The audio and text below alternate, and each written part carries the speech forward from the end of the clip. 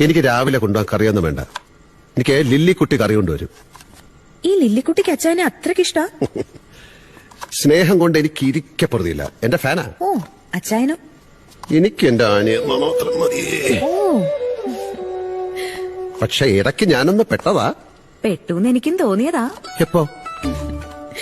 ഇതുവരെ ഇല്ലാത്തൊരു മൂളിപ്പാട്ടും മറവിയും മന്ത്രിയും പതിവില്ലാതെയുള്ള കഥവടച്ചിടലും ഫോൺ വിളിയും. എന്റെ ഈശോയെ, ശരിക്കും മനസ്സിലായി?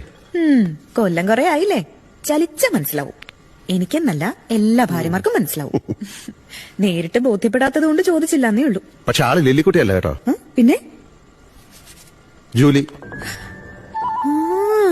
ഒരേ കമ്പി. എന്നിട്ട് കാശെന്ത് ചെയ്തു? പഞ്ചായത്തിലെ ദുരിതാശ്വാസ നിധിയിലേക്ക് സംഭാവന ചെയ്തു. അപ്പോ കാശ് കിട്ടുന്ന പരിപാടിയാണ് അല്ലേ? അതെ, എന്നെയും ചിലരൊക്കെ വിളിക്കാറുണ്ടായിരുന്നു. എന്തോന്ന്? എന്നെയും ചിലരൊക്കെ വിളിക്കാറുണ്ടായിരുന്നു. ആരാ വിളിച്ചേ? എനിക്ക് പറയണം. പറയാൻ ഇത്രയും വികാരഭരിതനാവണ്ട. എന്നോട് പറയാതിരുന്ന എന്താ? എനിക്കത് ആദ്യം അറിയണ്ടേ. എങ്ങനെ പറയും?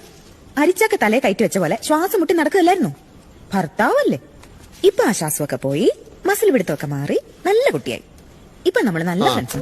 ഇനി അച്ഛനോട് ഞാൻ എന്തും തുറന്നു പറയും. എങ്കിൽ പറ.